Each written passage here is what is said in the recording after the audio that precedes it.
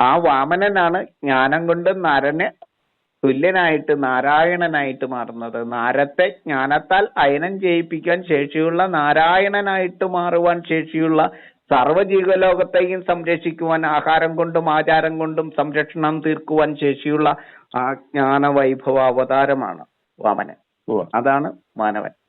എന്തും ഭക്ഷിക്കാം എന്തും കഴിക്കാം എന്ന് അവകാശപ്പെടുന്നവർക്ക് പറയാൻ പറ്റുന്ന ഒരു പേരല്ല മനു, മനുഷ്യൻ എന്നൊക്കെ. മെൻഷൻ ചെയ്യുവാൻ, മനനം ചെയ്യുവാൻ ശേഷിയുള്ളവൻ, നമ്മുടെ സൃഷ്ടിയെ കുറിച്ച് പൂർണ്ണജ്ഞാനമുള്ളവൻ, 33 ചരാചരങ്ങളെയും സംരക്ഷിക്കുവാൻ ചുമതലപ്പെട്ടവൻ, കൽപ്പാന്തത്തെ തടുക്കുവാൻ ശേഷിയുള്ള ആ വാമനനെയാണ് നമ്മൾ മനുഷ്യൻ എന്ന് പറയുന്നത്, മനു എന്ന് പറയുന്നത്. സസ്യലോകത്തിന്റെയും ജന്തുലോകത്തിന്റെയും യുഗ്മസഞ്ചാരം സുഗമമാക്കുവാൻ ആ തേർ തെളിക്കുന്ന കാലത്തെ പൂട്ടിയ ആ തേരിനെ തെളിക്കുന്ന വണ്ടിക്കാരൻ. ആ സസ്യലോകത്തെയും ജന്തുലോകത്തിന്റെയും യുഗ്മസഞ്ചാരം സാധ്യമാക്കുന്ന വിഘ്നേശ്വരനായിരിക്കുന്ന ഗണനായകനായിരിക്കുന്ന ആ മനുഷ്യനാണ് നമ്മള് ഓരോ വാമനനും ഓരോ മാനവനും. അവിടെ നിന്ന് ഇങ്ങോട്ട് പോന്നു കഴിഞ്ഞാൽ നമുക്ക് എടുത്തു പറയാൻ പറ്റുന്ന നിരവധിയായിട്ടുള്ള അവതാരങ്ങളുണ്ട്. നമ്മളെല്ലാവരും അവതാരങ്ങളാണ്. ഓരോ ചെടിയും പഴച്ചെടിയും പറഞ്ഞ കാര്യം ഞാൻ ചോദിക്കാൻ തുടങ്ങായിരുന്നു. വാമന അവതാരമാണെങ്കിൽ നമ്മളെല്ലാം മനുഷ്യര് മുഴുവൻ അവതാര പുരുഷന്മാരല്ലേ? തീർച്ചയായിട്ടും ഓരോ പുഴുവും ഓരോ മനുഷ്യനും അവതാരങ്ങളാണ്. പിന്നെ എങ്ങനെയാണ് എല്ലാവരെയും കുറച്ച് ആളുകളെ മാത്രം ആരാധിക്കുകയും മറ്റുള്ളവരെ ആരാധിക്കുകയും നടക്കുന്നുമില്ലല്ലോ? അത് അറിവാണ്, കർമ്മമാണ്. അതിനെ വെറുക്കുന്നതിന് എന്താ? നമ്മൾ മനുഷ്യരെ ഇപ്പൊ ജീവിച്ചിരിക്കുന്നവരെ, പഴയ ആളുകളെ എല്ലാം ചരിത്രത്തിന്റെ ഭാഗമായിട്ട് വെറുക്കുന്ന ആളുകളും നമ്മൾ സംരക്ഷിക്കേണ്ട ആളുകളും ഓർമ്മയിൽ നിന്നും മാഞ്ഞു പോകാതെ സൂക്ഷിക്കേണ്ട ചരിത്രത്തിന്റെ താളുകളിൽ സ്വർണ്ണ ലിപികളാൽ കുറിക്കപ്പെടേണ്ട വ്യക്തികളുമുണ്ട്. എന്താണ് അതിന് കാരണം? കർമ്മവും ജ്ഞാനവുമാണ്. ഒരു നന്മ ചെയ്താൽ 100 പേർ ഓർത്തിരിക്കും. 100 നന്മ ചെയ്താലോ 1000 പേർ വാഴ്ത്തി നിൽക്കും. 1000 നന്മ ചെയ്താൽ അമരത്വം ചാർത്തി തരും. മാനവരാശി ഉള്ള കാലം ആ നന്മ മനുഷ്യൻ ഓർത്തു വെക്കും. തിന്മ ചെയ്താലും ഓർത്തിരിക്കും. പക്ഷെ അത് അസുരഗണത്തിലായിരിക്കും, സുരഗണത്തിലായിരിക്കില്ല. അജ്ഞതയുടെ, രാക്ഷസീയതയുടെ, അതായത് അജ്ഞതയുടെ ഗണത്തിലായിരിക്കും കൂട്ടിവെക്കുക. അതേതെങ്കിലും ദേവനാമവുമായിട്ട് ബന്ധപ്പെട്ടായിരിക്കും ഓർത്തിരിക്കുക അവരെ. രാവണൻ രാമന്റെ പേരിൽ ഓർക്കപ്പെടുന്ന പോലെ, കംസനെ ശ്രീകൃഷ്ണന്റെ പേരിൽ ഓർക്കുന്നത് പോലെ അങ്ങനെ ഓർത്തിരിക്കും. അതായത് എവിടെ ജീർണത സംഭവിച്ചാലും അവിടെ അവതാരങ്ങൾ ഉദിച്ചുയരും. ലോകം ഏറ്റവും ജീർണിക്കുമ്പോഴാണ് അതിൽ നിന്നും ഏറ്റവും സർവ്വജീർണതകളെയും അസ്തമിപ്പിക്കുന്നത് പോലെ, നവീകരിക്കുന്നത് പോലെ അവതാരങ്ങൾ പുനർജനിക്കുന്നത് അവിടെയാണ്. അങ്ങനെയുള്ള മറ്റൊരു അവതാരമാണ് ബലരാമൻ. എല്ലാവരും ചോദിക്കും ബലരാമൻ എന്തുകൊണ്ട് അവതാരമായി? അദ്ദേഹത്തെ കുറിച്ചൊന്നും അറിയില്ലല്ലോ. ശരിയാണ് അല്ലെ? അങ്ങനെ ചിന്തിച്ചിട്ടുണ്ടാവില്ലേ? എന്തായിരിക്കും ബലരാമനെ ഇതുപോലെ ടോപ്പ് 10 വരാൻ കാരണമെന്ന് ചിന്തിച്ചിട്ടുമുണ്ട്, പലരോടും ചോദിച്ചിട്ടുമുണ്ട്. അതെ, നമ്മൾ ഇന്ന് അന്നം കഴിക്കുന്നുണ്ടെങ്കിൽ, നമ്മൾ ഭക്ഷണം കഴിക്കുന്നുണ്ടെങ്കിൽ, ഭാരതം ലോകത്തിന് മുഴുവൻ അന്നം വിതരണം ചെയ്യുന്നുണ്ടെങ്കിൽ, ഈ കാണുന്ന പാടശേഖരങ്ങൾക്കെല്ലാം കാരണനായിരിക്കുന്ന ആ കലപ്പയും തോളിൽ വെച്ച് നടന്ന ആ മനുഷ്യനാണ് കാർഷിക വിജ്ഞാനത്തെ ലോകത്തിന് സംഭാവന ചെയ്തത്. ഒരു മഹാവൈഭവമായിട്ട് മാറിയ ഏറ്റവും ശ്രേഷ്ഠമായിട്ടുള്ള വിശപ്പിന് പരിഹാരം പാടങ്ങളാണ്. അതാണ് നമ്മുടെ പാഠശാലകൾ എന്ന് പറഞ്ഞ നമ്മുടെ തോളിൽ ഉണ്ടാകേണ്ടത് മാരകായുധങ്ങളല്ല, ഗദകളല്ല, വാളല്ല, അമ്പും വില്ലുമല്ല, കലപ്പയാണെന്ന് പറഞ്ഞ് എവിടെ പോകുമ്പോഴും ഒരു മണി വിത്തും കയ്യിൽ കലപ്പയുമായിട്ട് നിന്ന് ലോകത്ത് മുഴുവൻ പാടശേഖരങ്ങൾ സൃഷ്ടിക്കുവാൻ പാടുപെട്ട ആളെയാണ് അവതാരമാക്കി മാറ്റിയത്. നിശബ്ദമായിട്ട് ലോകത്തെ പരിവർത്തനത്തിലേക്ക് നയിച്ച വ്യക്തിയാണ്. മഹാഭാരത യുദ്ധം നടക്കുമ്പോഴും അദ്ദേഹം ചെയ്തുകൊണ്ടിരുന്നത് ഇതൊക്കെ തന്നെയാണ്. അതുകൊണ്ടാണ് അവതാരമാകുന്നത്. കൃഷ്ണനേക്കാൾ മുന്നേ അവതാരമാകുന്നത്. ഭഗവാൻ ശ്രീകൃഷ്ണൻ എന്തുകൊണ്ട് അവതാരമായി എന്ന് അങ്ങ് ആലോചിച്ചിട്ടുണ്ടോ? ശ്രീകൃഷ്ണനെ നമ്മൾ ദൈവമായിട്ട് ആരാധിക്കുന്നത് ഈ ധർമ്മരാഷ്ട്രമായ ഭാരതത്തെ സൃഷ്ടിച്ചത് കൊണ്ടാണ്. കാരാഗ്രഹത്തിൽ ജനിച്ച് കുരുക്ഷേത്രത്തിൽ ജയിച്ചത് കൊണ്ടാണ്. ശ്രീചക്രത്തിന്റെ കരുത്തുള്ള ചൂണ്ടുവിരലിനാൽ ഈ സപ്തഭൂഖണ്ഡങ്ങളിലെ ഏറ്റവും ശ്രേഷ്ഠ ദ്വീപായിട്ടുള്ള ജംബൂദ്വീപിലെ ഈ നവഖണ്ഡങ്ങളായിട്ട് ചിന്ന ഭിന്നമായിട്ട് ചിതറി നിന്ന ഈ നാടിനെ, അധർമ്മികളുടെ നാടിനെ ധർമ്മത്തിന്റെ കീഴിൽ, ഒരു ധർമ്മ രാഷ്ട്രത്തിന്റെ കീഴിൽ കൊണ്ടുവന്ന് ജനങ്ങൾക്ക് ധർമ്മ സുരക്ഷ ഉറപ്പുവരുത്തിയിട്ട് തിരിഞ്ഞു നടന്ന ആ മഹത് വ്യക്തിത്വത്തെയാണ് നമ്മൾ ദൈവമായിട്ട് ആരാധിക്കുന്നത്. അപ്പൊ അറിവിന്റെ കാര്യത്തിൽ അത്രയും ജീർണത ബാധിച്ച കാലഘട്ടത്തിലായിരുന്നു ശ്രീകൃഷ്ണന്റെ അവതാരം വന്നത്, അല്ലേ? അതെ. ഗർഭത്തിൽ പോലും ശിശുക്കൾ സുരക്ഷിതമല്ലാതിരുന്ന, രാജ്യസദസ്സിൽ പോലും സ്ത്രീകൾ അപമാനിക്കപ്പെട്ടിരുന്ന, എങ്ങും ശിശുക്കൾക്ക് പോലും ജീവിക്കാൻ സുരക്ഷിതമല്ലാതിരുന്ന ഒരു കാലഘട്ടത്തിലാണ് കാരാഗ്രഹത്തിൽ ജനിച്ച ആള് കുരുക്ഷേത്രത്തിൽ ജയിച്ചത്. ചൂതാട്ടങ്ങളുടെ കേന്ദ്രമായിരുന്ന ഈ നാടിനെ ധർമ്മരാഷ്ട്രത്തിന്റെ കീഴിൽ എത്തിച്ചിട്ട്, ഈ ധർമ്മരാഷ്ട്രമായിട്ടുള്ള ഭാരതത്തെ സൃഷ്ടിച്ചിട്ട് ഒരു അധികാരവും കാക്ഷിക്കാതെ ഗുജറാത്തിലേക്ക് തിരിഞ്ഞു നടന്ന മനുഷ്യനാണ് ശ്രീകൃഷ്ണൻ. അങ്ങയോടെ ഇത് പറഞ്ഞപ്പോ ചൂതാട്ടത്തിന്റെ കാലഘട്ടമായിരുന്നു എന്ന് പറയുമ്പോ സമകാലീന സംഭവങ്ങളും സമകാലീന ആ സന്ദർഭങ്ങളും ഇപ്പോഴത്തെ പോക്കും ഞാൻ എന്റെ മനസ്സിൽ നിന്ന് ഓടിച്ചു കടന്നു വന്നു. ഇപ്പോഴും നമ്മള് പറയുമ്പോൾ അത് രാഷ്ട്രീയമെന്നോ മറ്റെന്തൊക്കെ പറയെങ്കിലും ചൂതാട്ടത്തിന്റെ കാലഘട്ടമല്ലേ ഇപ്പോ? തീർച്ചയായിട്ടും അരക്ഷിതാവസ്ഥയുടെ പൂർണ്ണതയിൽ എത്തി നിൽക്കുകയല്ലേ? അതെ, തീർച്ചയായിട്ടും. അപ്പൊ അങ്ങനെ ഒരു കാലഘട്ടം ഇനിയിപ്പോ അങ്ങനെ ഒരു കാലഘട്ടത്തിൽ നിൽക്കുമ്പോ ഇനിയും ഒരു അവതാര പുരുഷന്റെയോ മറ്റോ അവസരം ഇപ്പോ സംജാതമായിക്കൊണ്ടിരിക്കുകയെന്ന് തോന്നുന്നു. ആയിക്കോട്ടെ, ആരെങ്കിലുമൊക്കെ ഉയർന്നു വരും ഈ കാലഘട്ടത്തില്. അപ്പൊ ഇവരെല്ലാം ഇതിഹാസ നായകന്മാരാണ്.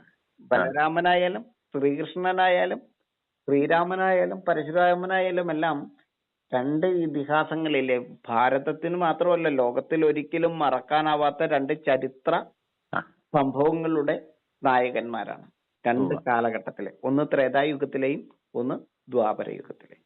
ഇതിഹാസം എന്നാൽ അർത്ഥം എന്താന്ന് വെച്ചാൽ ഇത് ഇവിടെ സംഭവിച്ചത് എന്നാണ് അർത്ഥം. അത് സ്മൃതികളാണ്. സ്മൃതി എന്ന് പറഞ്ഞാൽ എന്താണ്? ഓർമ്മയാണ്. ഓർമ്മകൾ എന്താണ്? ചരിത്രമാണ്. ചരിത്രം എന്ന് പറഞ്ഞാൽ ഇത് ഇവിടെ സംഭവിച്ചത് എന്നാണ് അർത്ഥം. അപ്പൊ ഇവിടെ ജീവിച്ച് ഇവിടെ ധർമ്മം കൊണ്ട് രാഷ്ട്രം സൃഷ്ടിച്ച് ധർമ്മരാഷ്ട്രം, പ്രജകൾ പ്രാർത്ഥനായുഗം എന്ന് പറഞ്ഞ ആ ദ്വാപര യുഗത്തെ, പ്രജകൾ പ്രാർത്ഥിച്ച ആ പ്രാർത്ഥനായുഗത്തെ ശരിക്കും ജനങ്ങളുടെ പ്രാർത്ഥനകൾക്ക്, മുഴുവൻ പ്രാർത്ഥനകൾക്കും പരിഹാരമായിട്ടൊരു ധർമ്മരാഷ്ട്രത്തെ ജനങ്ങൾക്ക് സംഭാവനയായി നൽകി മറഞ്ഞ വ്യക്തിത്വത്തെയാണ് നമ്മൾ ദൈവമായിട്ട് ആരാധിക്കുന്നത്. അപ്പോ ഒരു സാന്ദർഭികമായി ഒരു ചോദ്യം കൂടെ ഞാൻ ചോദിക്കുകയാണ്. നമ്മളൊക്കെ പറയും ശ്രീരാമന്റെ കാലഘട്ടത്തിൽ ജനിക്കുകയായിരുന്നു നന്നായിരുന്നേനെ, ശ്രീകൃഷ്ണന്റെ കാലഘട്ടത്തിൽ ജനിക്കുകയായിരുന്നു നന്നായിരുന്നേനെ, അവതാര പുരുഷന്മാരുടെ കാലഘട്ടത്തിൽ ജീവിക്കുകയായിരുന്നു ഏറ്റവും സുഖം എന്ന് തോന്നുമ്പോ ആ അവതാര പുരുഷന്മാരുടെ കാലഘട്ടം എന്ന് പറയുന്നത് അത്ര ജീർണത ബാധിച്ച കാലഘട്ടം അതിന്റെ തൊട്ട് പിറകിലുണ്ട് എന്നുള്ള കാര്യം ഓർക്കാതെ ആരും പറയുന്നേ, അല്ലേ? അതെ, ഏറ്റവും ജീർണാവസ്ഥയിലുള്ള കാലഘട്ടങ്ങളിലൂടെ അതിനെ തരണം ചെയ്ത് ആ ജീർണാവസ്ഥയിൽ നിന്ന് ലോകത്തെ നവീകരിച്ച് ശുദ്ധീകരിച്ച് അവതാരമായിട്ട് ഉയർന്നു വന്ന കരുത്തുള്ളവരുടെ ചരിത്രമാണ് നമ്മളുടെ ഇതിഹാസങ്ങൾ പറയുന്നത്. നിരവധി ഇങ്ങോട്ട് നോക്കിക്കഴിഞ്ഞാൽ നമുക്ക് നിരവധിയായിട്ടുള്ള മഹത് വ്യക്തിത്വങ്ങളുടെ കഥകളാണ് പറയാൻ. അബ്ദുൽ കലാമിനെ പോലെയുള്ള നിരവധിയായ ആയിരക്കണക്കിന് ഋഷിതുല്യന്മാരായിട്ടുള്ള ആളുകൾ കടന്നു പോന്നിട്ടുണ്ടെങ്കിലും നമ്മുടെ യോഗപുരുഷന്മാരല്ലെങ്കിൽ ആരാധ്യ പുരുഷന്മാരല്ലെങ്കിൽ നമ്മുടെ അവതാര പുരുഷന്മാരുടെ ആ കാലഘട്ടത്തിൽ അവരെ അവതാരമെടുത്ത് അവർ ജീവനെടുത്ത് ആ കാലഘട്ടത്തിന്റെ അത്രയും ജീർണതയൊന്നും ബാധിച്ചിട്ടില്ലല്ലോ. ആ ജീർണത ബാധിക്കുമ്പോൾ ഇതുപോലെ അവതാരങ്ങൾ വരും ഇതിനെല്ലാം കറക്റ്റ് ആക്കാനായിട്ട്. പക്ഷെ ഇത്രയും നല്ല ചരിത്രങ്ങളെ, ഈ ഇതിഹാസങ്ങളെ, ഇത് ഇവിടെ സംഭവിച്ചത് എന്ന് പറയുന്ന ഈ ഇതിഹാസങ്ങളെ നമ്മുടെ ആചാര്യന്മാർ ഏത് അർത്ഥത്തിലാണ് കാണുന്നതെന്നൊന്ന് ആലോചിച്ച് നോക്കിയങ്ങ്. അതെ, നമ്മുടെ സന്തതി പരമ്പരകൾക്ക് വ്യക്തമായി അത് പഠിപ്പിക്കാനും മനസ്സിലാക്കിക്കാനുമുള്ള ശേഷി, ആ ശേഷിയിൽ നമ്മുടെ ആചാര്യന്മാർ എത്തി നിന്നുകൊണ്ട് വരും തലമുറയെ അങ്ങനെ നയിക്കേണ്ടവരാണ്. തീർച്ചയായിട്ടും നമ്മുടെ കുട്ടികൾ ധ്യാനിക്കേണ്ടത് ഇത്തരം മഹത് വ്യക്തിത്വങ്ങളെയാണ്.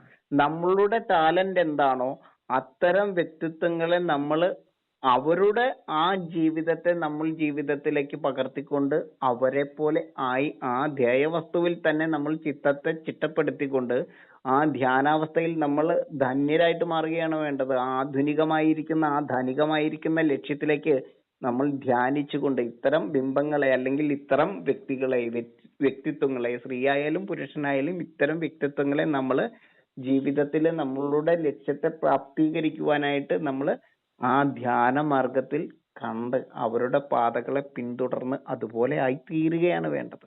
ഇവരെല്ലാം ഇവിടെ ജീവിച്ച് മരിച്ചവരാണ്. നന്മ ചെയ്തുകൊണ്ട്, നന്മ പറഞ്ഞുകൊണ്ട്, ജ്ഞാനം പകർന്നുകൊണ്ട്, കർമ്മത്തെ ചെയ്തുകൊണ്ട് ഏറ്റവും ശ്രേഷ്ഠമായിട്ടുള്ള മനുഷ്യ അവതാരങ്ങളായിട്ട് മാറിയവരാണ് ഇവര്. ചരിത്രത്തിൽ നിന്ന് ഒരിക്കലും മായ്ച്ചാലും മറഞ്ഞു പോകാത്ത മഹത് വ്യക്തിത്വങ്ങളാണ് ഇവര്. എല്ലാ വിധത്തിലുള്ള ആചാര്യന്മാര് ബുദ്ധിയുള്ള നമ്മുടെ കുട്ടികളെ, കുഞ്ഞുങ്ങളെ ആ ബുദ്ധി വികാസത്തിലേക്ക് എല്ലാ അർത്ഥത്തിലും നയിക്കാനുള്ള ആ പ്രവർത്തന പദ്ധതിയും രൂപീകരിച്ചുകൊണ്ട് തലമുറയെ വളരെ ബുദ്ധി വികാസത്തിലേക്ക് നയിക്കുന്ന ആളുകളായി മാറേണ്ടവരാണ് ആചാര്യന്മാർ, അല്ലേ? തീർച്ചയായിട്ടും. നമ്മൾ ഈ ടോപ്പ് 10-ലല്ല ആചാര്യന്മാരെന്ന് ഞാൻ ഉദ്ദേശിച്ചത് നമ്മളിപ്പോ പണ്ഡിത ശ്രേഷ്ഠന്മാരായിട്ടുള്ള അധ്യാപകരോ അല്ലെങ്കിൽ സന്യാസി ശ്രേഷ്ഠന്മാരോ അല്ലെങ്കിൽ മന്ത്രാദികൾ നടത്തുന്നവർ മാത്രമല്ല, അച്ഛനമ്മമാര് അല്ലെങ്കിൽ ജ്യേഷ്ഠ സഹോദരിമാര്, മുതിർന്ന മുഴുവൻ ആളുകളെ ഞാൻ അങ്ങനെ കണ്ടുകൊണ്ടാണ് ഞാൻ അങ്ങനെ പറഞ്ഞത്. അതെ, തീർച്ചയായിട്ടും നമ്മുടെ അമ്മമാരും അച്ഛന്മാരും ഗുരുക്കന്മാരെല്ലാം കുട്ടികൾക്ക് ധ്യാനമാർഗത്തില് അനുകരിക്കാൻ പറ്റുന്ന ആ പാതയെ പിന്തുടരാൻ പറ്റുന്ന രീതിയിൽ ജീവിതത്തെ ചിട്ടപ്പെടുത്തേണ്ടതുണ്ട്. അപ്പോഴാണ് മാതാപിതാ ഗുരു ദൈവം എന്ന് പറയുന്ന അവസ്ഥയിലേക്ക് ഈ സമൂഹം മാറുകയുള്ളൂ. അതിന് പൂർണ്ണതയാവുകയുള്ളൂ. നമ്മൾ ഈ ടോപ്പ് 10-ലെ മാത്രമല്ല, ലക്ഷക്കണക്കിന് പേരെടുത്ത് പറയാൻ പറ്റുന്ന ജ്ഞാനാവതാരങ്ങളും കർമാവതാരങ്ങളും ഇവിടെയുണ്ട്. നമ്മൾ സ്റ്റാർ പദവി നൽകി ആദരിക്കുന്ന മഹാഋഷീശ്വരന്മാരായിട്ടുള്ള ഈ സപ്തർഷിക്കൂട്ടം, ആകാശത്ത് വിരിഞ്ഞു നിൽക്കുന്ന ആ സപ്തർഷികൾ എന്ന് പറയുന്ന ആ 7 നക്ഷത്രക്കൂട്ടത്തിന്റെ പേര് നമ്മൾ കൊടുത്തിരിക്കുന്നത് മരീചി, അത്രി, അങ്കിരസ്, പുലഹൻ, പുലസ്ത്യൻ, ഋതു, വസിഷ്ഠൻ എന്നൊക്കെ പറയുന്ന ആ ഋഷീശ്വരന്മാരുടെ ജ്ഞാനം അതൊന്നും നമുക്ക് ഒരിക്കലും മറന്നു പോകാൻ പറ്റാത്തതാണ്. അപ്പം നമ്മളുടെ പൂർവികരുടെ മഹത് ചരിതങ്ങളാണ് നമ്മൾ മക്കളെ പഠിപ്പിക്കേണ്ടത്. വിപ്ലവകാരികളുടെ ചരിത്രങ്ങളല്ല, വിവേകശാലികളുടെ ചരിത്രങ്ങളാണ് നമ്മളുടെ മക്കൾ പഠിക്കേണ്ടത്. നമ്മളുടെ മക്കൾ വിപ്ലവമാണ് പഠിക്കുന്നതെങ്കിൽ നാടിനും വീടിനും സ്വയം ഒരു ഉപകാരവുമില്ലാത്ത, എന്തിന് ജീവിക്കുന്നു എന്ന് പോലും തിരിച്ചറിയാൻ പറ്റില്ലാത്ത ഒരു തലമുറയെ സൃഷ്ടിക്കുവാനേ അത് ഇടവരുത്തും. അങ്ങനെ ഒരു തലമുറയെ സൃഷ്ടിക്കുവാനേ ഇത്തരം വിപ്ലവകാരികളുടെ ചരിത്രങ്ങൾ നമ്മൾ പഠിപ്പിക്കുന്നതിലൂടെ നമ്മളുടെ തലമുറയെ വഴിതെറ്റിക്കാനേ അത് ഉപകരിക്കുകയുള്ളൂ. നമ്മൾ വിവേകശാലികളിലൂടെ, കർമ്മം കൊണ്ടും ജ്ഞാനം കൊണ്ടും അവതാരമായിട്ടുള്ള മഹത് വ്യക്തികളുടെ, സപ്തഭുജങ്ങളിലെയും പേരെടുത്ത് പറയാൻ പറ്റുന്ന ആയിരക്കണക്കിന് മഹത് വ്യക്തികളുടെ ചരിതങ്ങളാണ് നമ്മൾ മക്കളെ പഠിപ്പിക്കേണ്ടത്. അവരെയാണ് ധ്യാനിക്കേണ്ടത്. അപ്പൊ ഇത്തരം രീതിയിലേക്ക് നമ്മളുടെ എല്ലാവരും, രക്ഷിതാക്കളും ടീച്ചേഴ്സും എല്ലാവരും, പാഠ്യപദ്ധതി, കുടുംബത്തിലെ പദ്ധതി, എല്ലാ പദ്ധതികളും ഇത്തരം കാര്യങ്ങളിലേക്ക് സ്പർശിച്ചുകൊണ്ടും അതിൽ നിന്ന് അറിവുണ്ടാകുന്ന തരത്തിലേക്കും ക്രമപ്പെടുത്തേണ്ടതുണ്ട്. അതെ, അവരെല്ലാവരും ജീവിച്ചു മരിച്ചവരാണ്. APJ അബ്ദുൽ കലാം സാറും ശ്രീകൃഷ്ണനും ശ്രീരാമനും ഇതുപോലെ നിരവധിയായിട്ടുള്ള വ്യക്തികളുമെല്ലാം ജീവിച്ച് മരിച്ച് മൺമറഞ്ഞു പോയവരാണ്. ഇവരെല്ലാവരും തിരിച്ചു വരുമെന്നും പറഞ്ഞ് ആരും ഇരിക്കണ്ട. ഇതുപോലെ ഇതിനേക്കാൾ ഉയർന്ന തലത്തിലേക്ക് എത്തി ഈ നാടിനെ, ഈ ദേശത്തെ, ഈ ഭൂമിയെ സംരക്ഷിക്കുവാൻ ചുമതലപ്പെട്ടവരായിട്ട് ജ്ഞാനാവതാരങ്ങളും കർമാവതാരങ്ങളുമായിട്ട് മാറുവാനാണ് നമ്മൾ ശ്രമിക്കേണ്ടത്, നമ്മളുടെ മക്കൾ ശ്രമിക്കേണ്ടത്. ലോകത്തെ ലക്ഷീകരിപ്പിച്ച അവതാരമാണ് സീത. അതായത് ലോകത്തെ മുഴുവൻ യുദ്ധവിചാരത്തിൽ നിന്നും വേദവിചാരത്തിലേക്ക് ശ്രീരാമനെ എത്തിച്ചത് ആ ത്രയംബകത്തെ കുലച്ചൊടിച്ച് ഈ ധർമ്മ വ്യവസ്ഥയിലേക്ക്, ഈ വേദചിന്തയിലേക്ക് ലോകത്തെ പറിച്ചു നട്ടതിന് കാരണമായിരിക്കുന്ന ആ മുഴുവൻ ക്രെഡിറ്റും ജനകന്റെ വളർത്തുപുത്രിയായിരിക്കുന്ന സീതയ്ക്കാണ്. ഈ ശ്രീരാമനെ ലക്ഷീകരിപ്പിച്ച ആ മഹാലക്ഷ്മി തന്നെയാണ് സീത. അപ്പോ ആദ്യത്തെ ലക്ഷ്മിയായി മാറിയ ആ സീതയെ പോലെ നമ്മള് ജ്ഞാനാവതാരങ്ങളും കർമാവതാരങ്ങളുമായിട്ട് നമ്മുടെ മക്കൾ മാറണം. നന്മയാണ് നമ്മളുടെ പൂർവികരുടെ ചരിതങ്ങളായിട്ട് നമ്മൾ എടുത്ത് പഠിക്കേണ്ടത്, തിന്മകളല്ല. നന്മയുള്ളവർ എന്താണ് ഓർത്തിരിക്കുക മോഹൻജി? വളരെ ആരാധനയോടുകൂടി അങ്ങയോട് പറയുകയാണ്, ഈ ശ്രീരാമ സിദ്ധാന്തത്തിൽ ഊന്നി നിന്നുകൊണ്ട് ശ്രീരാമ സിദ്ധാന്തം എന്താണെന്ന് മനസ്സിലാക്കിക്കൊണ്ട് പ്രണവവേദ എന്നുള്ള ആ ഗ്രന്ഥത്തിന്റെ, പഞ്ചമവേദത്തിന്റെ പ്രണവവേദയിലൂടെ അങ്ങിപ്പോ വളരെ രസകരമായിട്ടും വളരെ ലളിതമായിട്ടും ഒക്കെ നമ്മുടെ തലമുറകൾക്ക് മനസ്സിലാവുന്ന തരത്തിലാണ് അങ്ങിപ്പോ എന്നോട് ഇത്രയും ഭാഷണം നടത്തിയത്. വളരെ ഇനിയും അത് ശാഖോപശാഖകളായിട്ട് അനവധി കാര്യങ്ങൾ അങ്ങയോട് ചോദിക്കാനും അറിയാനുമുണ്ട്. വളരെ നമ്മൾ വളരെ സന്തോഷമുണ്ട്. ആരാധന പൂർണ്ണമായുള്ള ആ ഒരു ആദരവോടുകൂടി തന്നെ ഞാനിത് പറയുന്നത്. അങ്ങ് വളരെ ലളിതമായിട്ട് ഇന്നിത് ആരാധ്യ പുരുഷന്മാരെ കുറിച്ച് അല്ലെങ്കിൽ അതിന്റെ ഒരു തുടക്കം വളരെ നന്നായിട്ട് ഏതാണ്ട് മനസ്സിലായി. എനിക്ക് പൂർണ്ണമായും മനസ്സിലായിട്ടില്ല എങ്കിൽ പോലും മനസ്സിലാവുന്ന തരത്തിലേക്ക് എത്തിയിട്ടുണ്ട്. ഞാൻ ഒന്ന് രണ്ട് കാര്യം കൂടി പറഞ്ഞിട്ട് ഞാനിത് നിർത്താം. അതായത് നമ്മുടെ മക്കള് നമ്മളുടെ പൂർവികരുടെ ചരിതങ്ങൾ പഠിക്കുമ്പോൾ അവരുടെ നന്മകളാണ് പഠിക്കേണ്ടത്. അവരുടെ നന്മകളാണ് ഓർത്തിരിക്കേണ്ടത്. നന്മകളാണ് നന്മയുള്ളവർ ഓർത്തിരിക്കുക. തിന്മകൾ ഓർത്തിരിക്കുന്നവർ ആരാണ് മോഹൻജി? തിന്മയുള്ളവരല്ലേ? തിന്മയുള്ളവര് തിന്മയെ ഓർത്തിരിക്കൂ. അങ്ങനെയുള്ളവർക്ക് ഒരിക്കലും ഒരു നന്മയുടെ ലോകം പടുത്തുയർത്താൻ കഴിയില്ല എന്ന വസ്തുത നമ്മുടെ മക്കളും അറിയണം. ആരുടെയും കുറ്റവും കുറവും നമ്മുടെ പൂർവികരുടെ തെറ്റും ശരിയും അളക്കുകയല്ല നമ്മൾ ചെയ്യേണ്ടത്. നമ്മൾ ശരിയാവുകയാണ് വേണ്ടത്. നമ്മൾ നേരായിട്ടുള്ള മാർഗത്തിലൂടെ ലെഫ്റ്റും റൈറ്റും ആവാതെ സ്ട്രെയിറ്റ് ആയിട്ട് പോകുവാൻ, ജ്ഞാനത്തിന്റെ അവതാരങ്ങളായിട്ട് മാറുവാൻ, ലോകത്തെ ഒന്നായിട്ട് നയിക്കുവാൻ, ഒന്നായിട്ട് ചേർത്ത് വെക്കുവാൻ, ഒന്നായിട്ട് പുലരുവാൻ, നല്ല പുലരിക്കായിട്ട് പ്രവർത്തിക്കുന്നവരാകുവാനായിട്ട് അറിവുള്ളവരുടെ ചരിതമാണ് നമ്മൾ മക്കള് പഠിക്കേണ്ടത്. അജ്ഞതയോ അന്ധവിശ്വാസവുമല്ല. നമ്മൾ ശാസ്ത്രവിശ്വാസത്തിലേക്കാണ്, ശാസ്ത്രത്തിന്റെ പൂർണ്ണമായിട്ടുള്ള ആനുകൂല്യത്തിലാണ് നമ്മൾ ജീവിക്കേണ്ടത്. ശാസ്ത്രത്തെയാണ് നമ്മൾ ഫസ്റ്റ് എയ്ഡ് പോലെ കയ്യിൽ കരുതേണ്ടത്. ശാസ്ത്രമാണ് നമ്മുടെ ദൈവം. ശാസ്ത്രാവായിരിക്കണം ദൈവം, അല്ലാതെ ചെകുത്താനായിരിക്കരുത്. അറിവ് അല്ല നമ്മളുടെ മനസ്സിലുള്ളതെങ്കിൽ നമ്മുടെ കയ്യിലുള്ള ശക്തി ചെകുത്താൻ്റെതാവും. അറിവാണ് നമ്മുടെ മനസ്സിലുള്ളതെങ്കിലോ